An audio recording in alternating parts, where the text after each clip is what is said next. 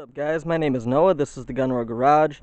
Today we're going to start cleaning up the subframe and getting it prepped for new steering, coilovers, all that fun stuff so we can put it back in the Camaro. Let's get started.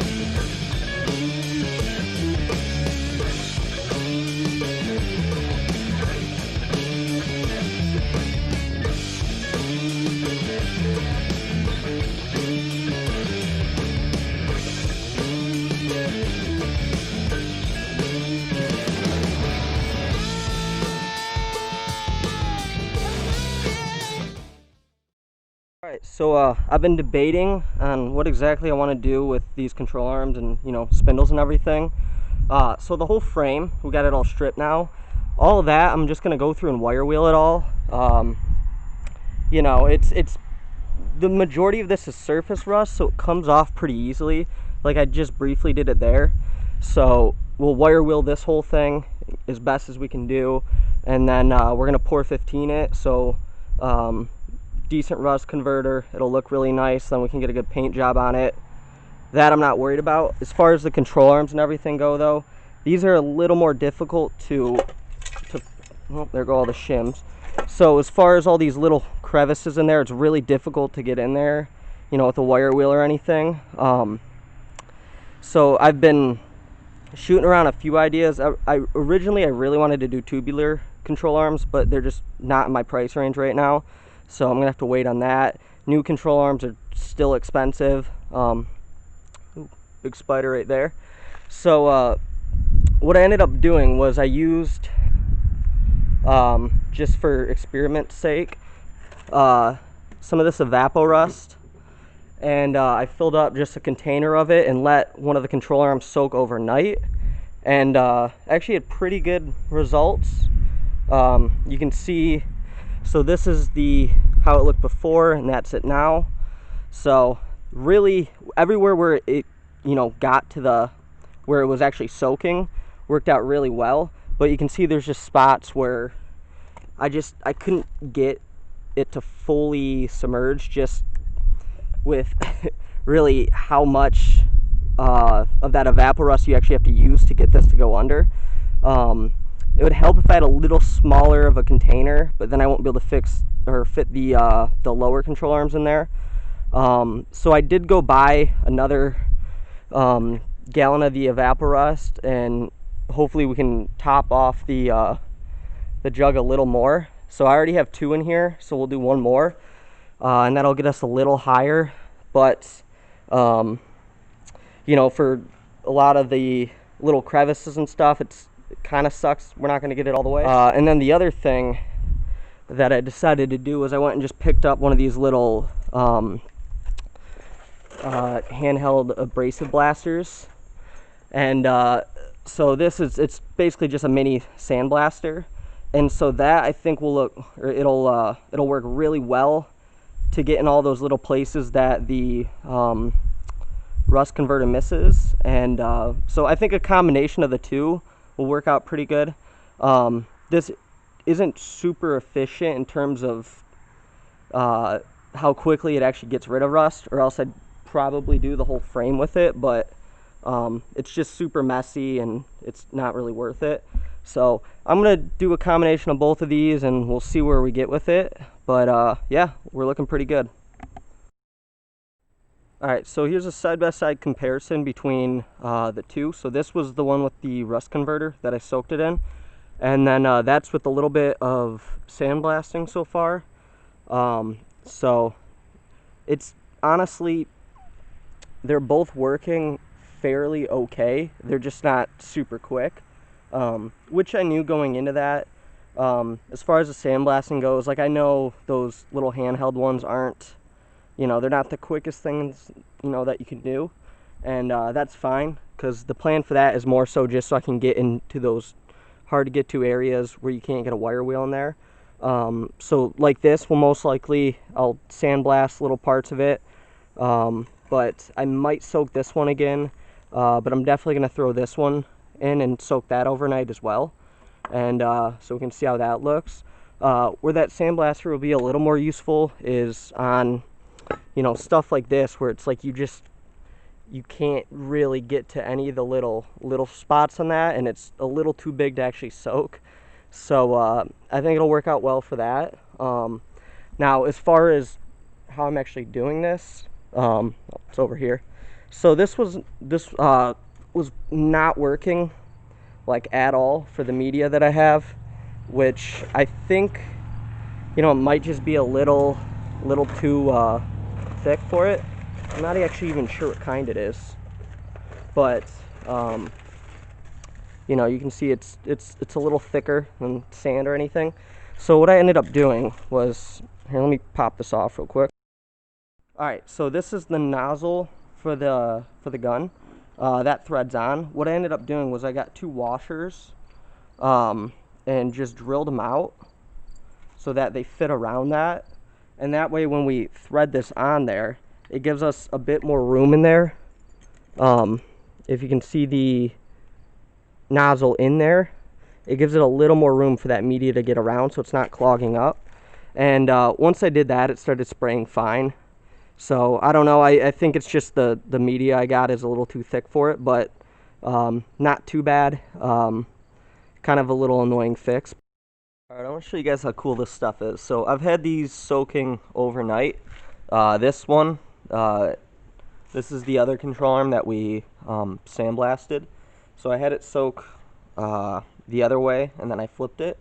So you can just see, I mean, how much different that looks from what it was before, where it was just covered in rust. And now it's just, I mean, it's just bare metal now. The black is just, I'm not exactly sure. I think it's just some sort of buildup, but it cleans right off, and there's no rust underneath. But yeah, I mean, that's just a huge difference. So little update on the sandblasting. So like I said, I was gonna do a line instead of the you know, reservoir can, and that's just because it would run out so quick, and you had no really flexibility in this, because if you turn it sideways, you can, you know, blast it all. So what I ended up doing was I kind of looked around online for a little bit on ways to make one of these, and ended up coming up with this. Took me like all of 5 minutes to make. If I can remember to link the video, I'll do that in the description. But this is just 2 1/2-inch PVC pipes. The one on the left is the one that picks up the sand, and then the one on the right is a breather tube. So it's capped off at the bottom, and it breathes through there. And right in here, there's just a hole drilled and then hot glued to seal it off, and that's where it gets the air to suck it up. And so basically this, we can just stick it, you know, right in the sand right there, and it's gonna pull, if you see the tube, it's gonna pull it all through there. So works perfect. Between that and then the spacers that I added in this gun, this actually functions really well. Now my only problem is it's just messy and kind of a pain in that regard. I kind of quickly tried to make a sand booth just out of, you know, what I had laying around, and it briefly, like, it worked for probably one part it worked fine. You know, just gloves in there that are just taped in there, and you know, it was working okay. The problem is it's already pretty opaque, so you can't really see that well, and then it quickly just scratched it up on the inside. So now when you're trying to do this, you just really can't see where you're sandblasting. A good fix to that would be probably putting like a plexiglass window on the actual top of this, but I don't have any plexiglass on me, and I'm not trying to get into a whole sand booth kind of build here, just because you can buy them for so cheap now. But you know, it worked okay for briefly, but yeah.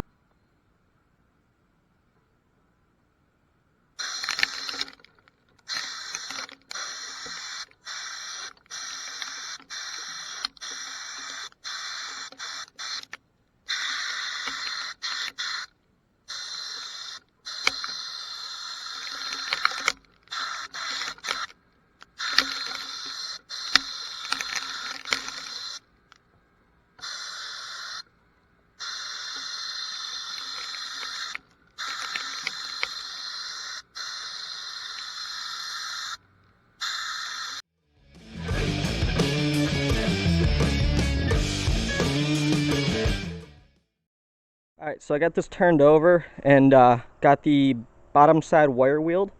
So you can see there's still, you know, bits of rust here and there, just some surface rust.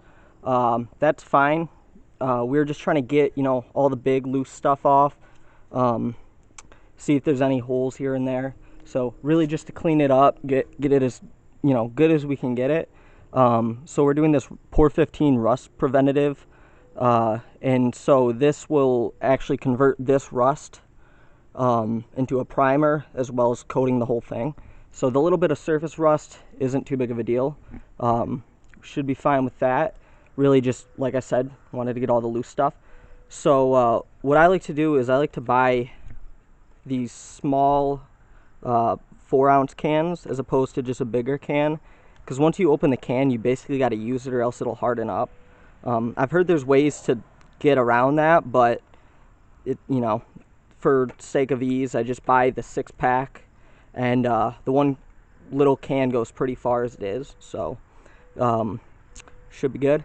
So what we're gonna do now is I'm gonna get the bottom of this painted today, and then once it hardens, we'll flip it over tomorrow, do the top, and get a second coat on the sides.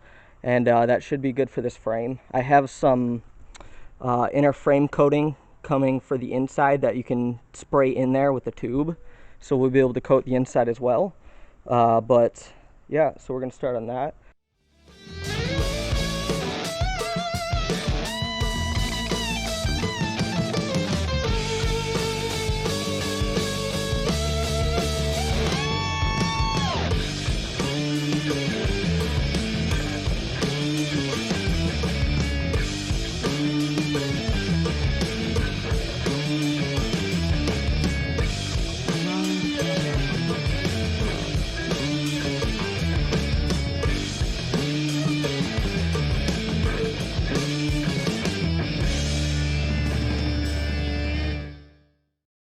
Okay, so we got the whole frame coated.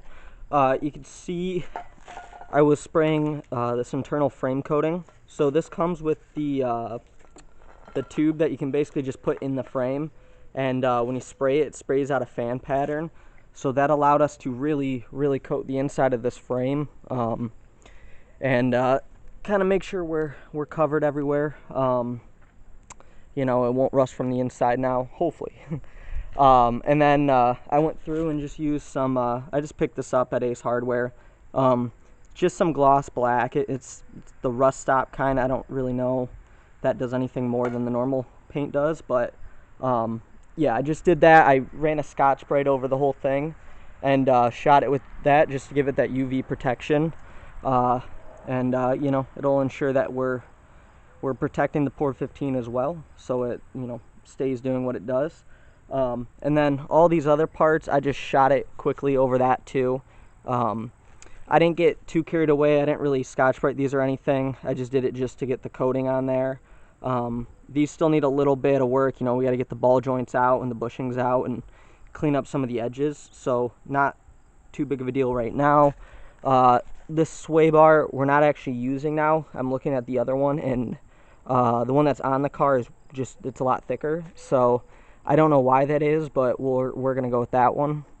But yeah, as far as all that goes, we're just about ready to go, just waiting on the last little bit of parts to show up. Okay, so we got all of our parts in. We got the ball joints and bushings all pressed out of the old control arms. I went through and cleaned up all the edges on them where some of the Por 15 was, you know, running on it. So they're all cleaned up, they're touched up, they're painted. So let's start reassembly.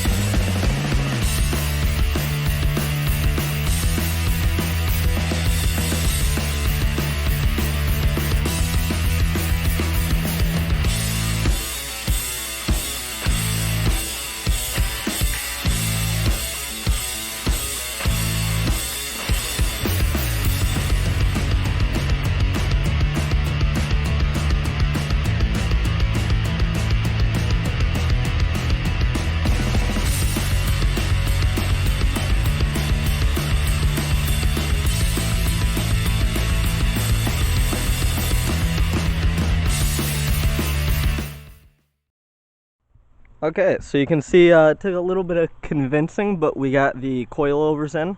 Got them done on both sides.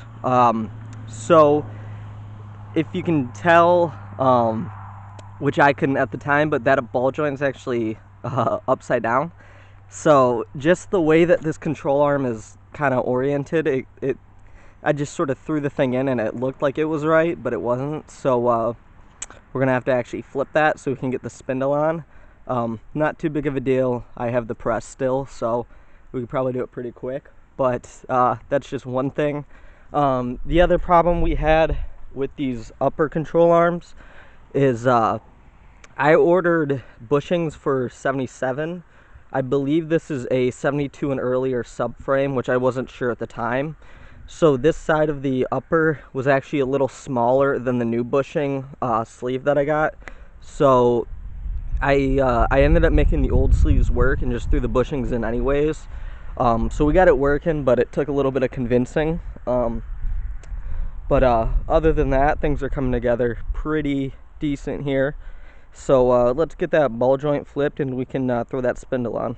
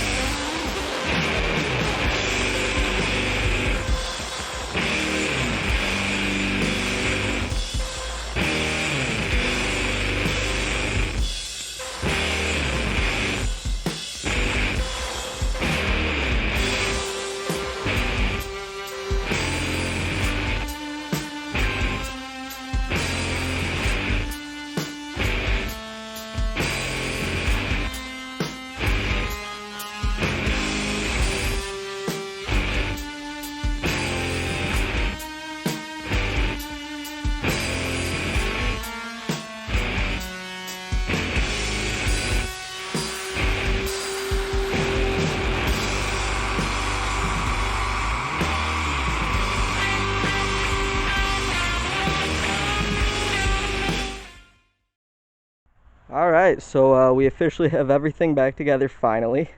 Took a little bit of persuasion, but we got it. There's still a few things that need to be done. You can see there we need the caps, and there's actually a washer that goes behind that behind the nut, and that I just got to order. But for now we're good. I'm going to put something over that just to cover that all up, but these are all just temporary. We got coilovers in, all the steering on, the ProForge steering. I'm still got to throw in the Zerks and everything to grease it all up, but that'll come when we go to put it in. But yeah, other than that, everything is ready to go. Alright, so next episode we're gonna finally get this installed in the Camaro. Really excited to see how much of a difference it makes with handling and all that, and the ride height, and gonna definitely be interesting. So that's gonna do it for this episode. If you enjoyed what you watched, please like, comment, subscribe. All of that would be great, and I'll see you in the next one.